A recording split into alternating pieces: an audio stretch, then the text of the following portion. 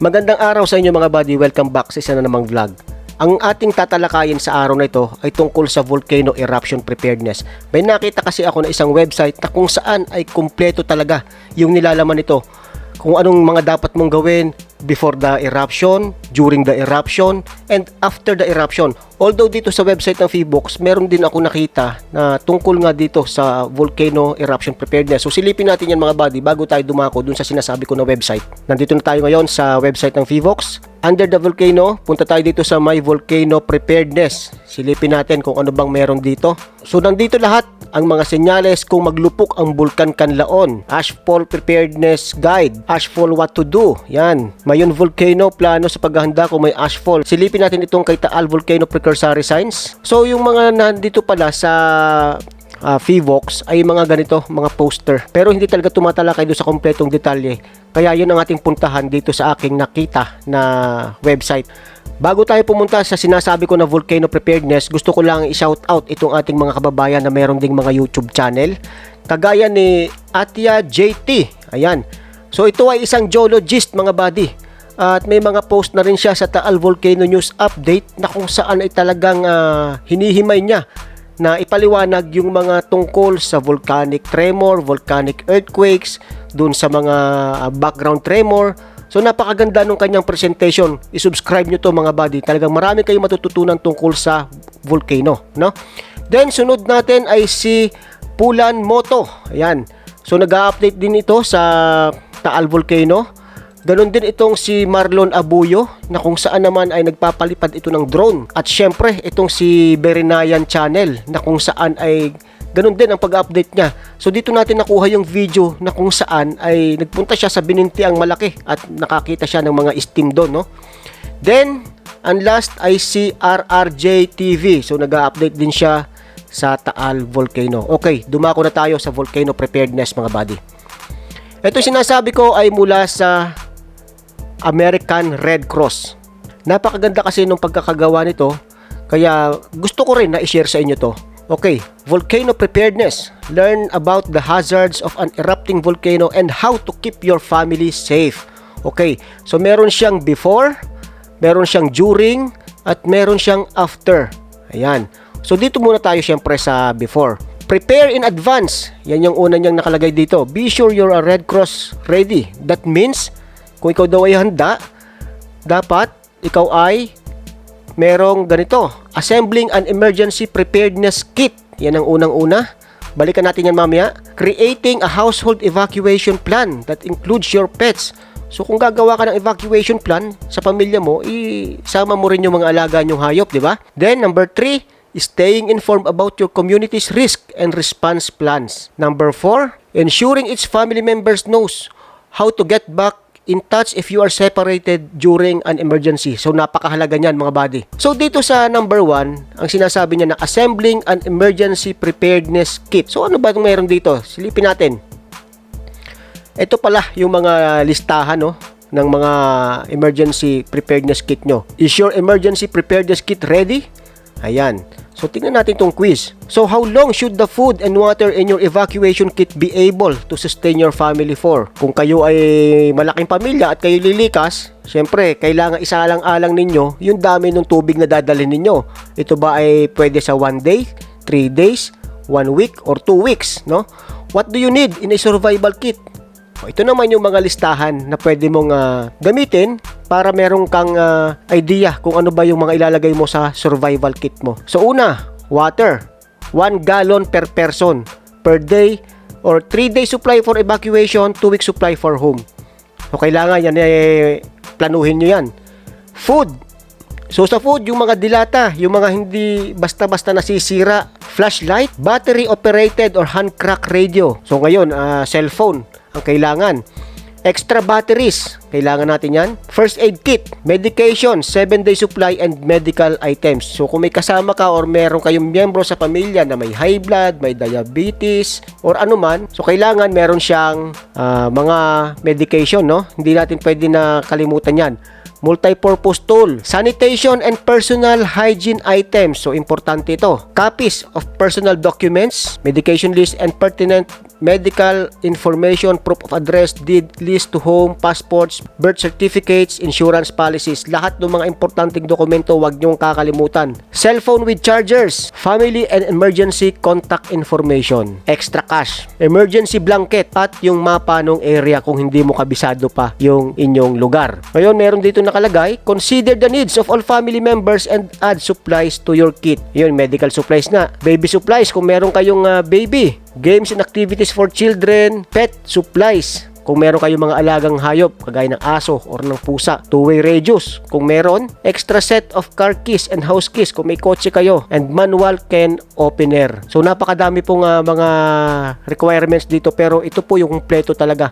Napakalaki po ng tulong nito. So ito naman, additional supplies to keep at home or in your survival kit based on the types of disasters common to your area. So may whistle, N95, surgical mask, matches, rain gear, towels, work gloves, tool supplies for securing your home, extra clothing, plastic sheeting, duct tape, scissors, household liquid bleach, entertainment items, blanket or sleeping bags. Balik tayo dito sa household evacuation plan. Ano bang meron dito sa household evacuation plan? May tatlo na dapat tandaan natin, no? Create your emergency plan in just 3 steps. Una, with your family or household members, discuss how to prepare and respond to the types of emergencies that are most likely to happen where you live, learn, work, and play. Focus tayo dito kay Bulkang TAAL. Kung ang inyong bahay, ang inyong barangay ay nandyan sa paligid ng ating lawa, kailangan natin palagi na i-educate yung ating mga anak tungkol sa panganib ni TAAL, yung mga emergency preparedness, kagaya nito. I-discuss ninyo, huwag kayong mahiya na i-discuss ito. Kahit nasa simpleng pangungusap lamang, mas maganda yon. At least alam ng mga bata, alam nila yung gagawin kung sakali man na dumating ang time na yon. Then number 2, identify responsibilities for each member of your household and how you will work together as a team. Kung yung panganay mo lalaki, bigyan mo siya ng tasking. Ano yung kanyang mga gagawin kung magkakaroon na ng evacuation? Ano yung kanyang uunahin na gawin? Ano yung nakatoka sa kanya? Yung isang kapatid niya, ganun din. Bigyan nyo sila ng responsibilities. Yan ang pinapaliwanag dito sa number 2. Then number 3, practice as many elements of your plan as possible.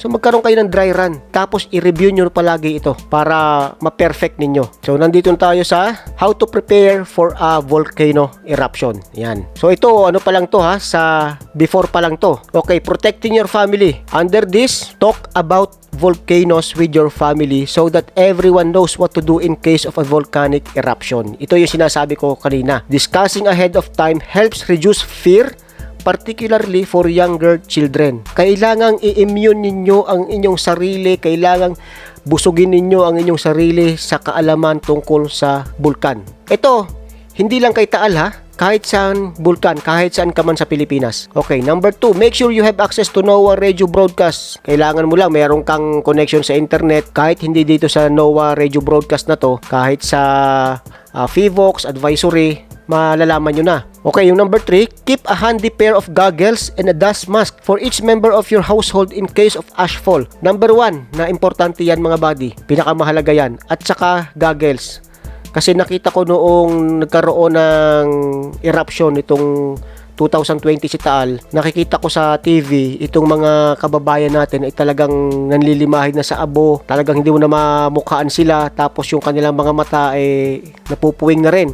So kailangan yan, kailangan meron kayong goggles. Talk to your insurance agent, find out what your homeowner's policy will or will not cover in the event of a volcanic eruption. Kung medyo nakakariwasa tayo sa buhay, may kakayahan tayo na kumuha ng mga insurance policy, yan, gawin nyo yan. Then, ito, sa protecting your pets and animals. Prepare a pet emergency kit for your companion animals. Hindi lamang emergency kit yung ipiprepare nyo na para sa inyo. Pati rin syempre sa inyong alagang hayop. Protecting your home. Make a list of items to bring inside in the event of ashfall. Yan, importante yan. Ngayon, dumako tayo dito sa during a volcanic eruption. Staying safe during a volcanic eruption. Una, listen to a local station on a portable battery-operated radio or television for updated emergency information and instructions. Local officials will give the most appropriate advice for your particular situation. Ayan, yung mga LGU. Sila yung unang magbibigay ng advice sa inyo. Then, pangalawa, follow any evacuation orders issued by authorities and put your emergency plan into action. So dito nyo na magagamit yung ating pinag-uusapan doon sa before, yung emergency plan ninyo. Although it may seem safe to stay at home and wait out an eruption, if you are in a hazard zone, doing so could be very dangerous. So ina-advise nga na kung ikaw ay malayo dyan sa vicinity ng Taal, dyan lang kayo sa bahay. Pero kung kayo ay sakop ng permanent danger zone or kayo ay sakop ng 7 km, 14 kilometers, ay mag-isip-isip kayo, no? So number 3, if indoors, close all windows and dampers to keep volcanic ash from entering. Ayan, kailangan secure yung inyong bahay. Yung mga pinapasukan ng mga alikabok or ng abo, takpan nyo na yan. Okay, next, put all machinery inside a garage or barn to protect it from volcanic ash. If buildings are not available, cover machinery with large tarps. Ayan, importante yan. And last, I bring animals and livestock into closed shelters to protect them from breathing volcanic ash. Alam nyo ba na itong abo na sanhi ni Taal, nung sinilip sa microscope ay parang mga bubog. Ayun, pag yan ang nalanghap nyo, napakadelikado sa kalusugan. Una, seek shelter indoors if possible. Stay out of designated restricted zones. Effects of a volcanic eruption can be experienced many miles from a volcano. So, depende yan sa lakas ng eruption. Lalo-lalo na dito kay Taal, ang delikado, base surge, volcanic tsunami, saka yung ballistic projectile. So, yung mga malalapit, medyo delikado. Avoid low-lying areas, areas downwind of the volcano, and river valleys downstream of the volcano.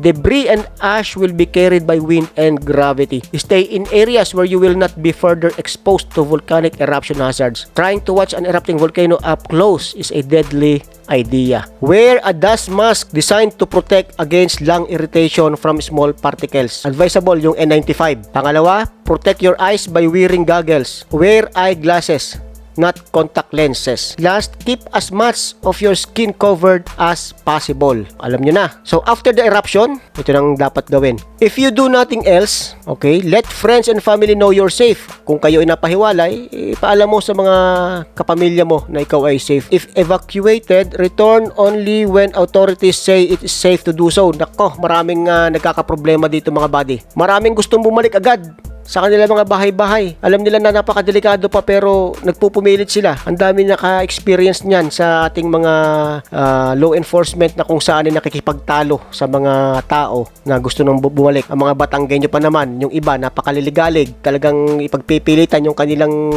gusto, di ba? Okay, number 4, continue listening to local news. Yan, importante yan. And number 5, if people around you are injured, practice check, call care. Check the scene to be sure it's safe for you to approach, call for help, and if you are trained, provide first aid to those in need until emergency responders can arrive. Napaka-importante na meron kang alam sa basic first aid. Pero, itinuturo din sa basic first aid na bago mo i-approach yung tao na nangangailangan ng medical attention, obserbahan mo muna kung safe ka rin. Baka mamaya, pagpunta mo, unsafe yung lugar, dalawa na kayo na i-rescue. Dito naman tayo sa caring for yourself and loved ones. Una, stay indoors and away from volcanic ashfall areas if possible. So ito, after na ha. The fine glassy particles of volcanic ash can increase the health risk of children and people with respiratory conditions such as asthma, chronic bronchitis, or emphysema. Whether you are indoors or outdoors, wear a dust mask designed to protect against lung irritation. N95 ang kailangan nyo dito. Protect your eyes by wearing goggles and keep as much as your skin covered. So natalakay na rin to dun sa last. To ensure your emotional recovery by following our tips. Keep animals away from ashfall and areas of possible hot spots. Wash animals' paws and fur or skin to prevent their ingesting or inhaling ash while grooming themselves. So, importante din na tingnan natin yung ating mga alagang hayop. Help people who require additional assistance. Kagaya nung nangyari noong 2020, yung ating mga kababayan sa ibang bayan ay binuksan yung kanilang mga tahanan para mapatuloy yung ating mga kababayan na nagsilikas nga. Yun ang napakagandang example ng pagdadamayan ng ating mga kababayang Batanggenyo. So dito naman sa returning home safely, avoid driving in heavy ashfall. Driving will stir up volcanic ash that can clog engines and stall vehicles. So may masamang epekto rin sa ating mga sasakyan. Abrasion can damage moving parts including bearings, brakes, and transmission. Follow these steps for inspecting your home structure and utility system after a volcano. And at ang last ay take pictures of home damage, both of the buildings and its contents, for insurance purpose kung naka-insured yung inyong bahay. Cleaning and repairing your home. So maraming kailangang asikasuhin, maraming nasira dahil yung iba gumuho na, bumagsak na yung mga bubong. Wear protective clothing including long pants and long sleeve shirt and sturdy shoes, and be cautious. As soon as it is safe to do so, clear your roof of ashfall. Ash is very heavy and can cause buildings to collapse. Yung pinakahuli, learn more about how to clean up after a volcano, including the supplies you'll need and how to handle fire hazards such as gas, electricity, and chemicals. So yan po mga buddy, ang volcano eruption preparedness. Tinalakay natin ang before the eruption, during the eruption, and after the eruption. At ito ay hatid sa inyo ng American Red Cross. So hanggang sa muli, maraming salamat. Ito ang inyong Supremo. See you next time mga buddy.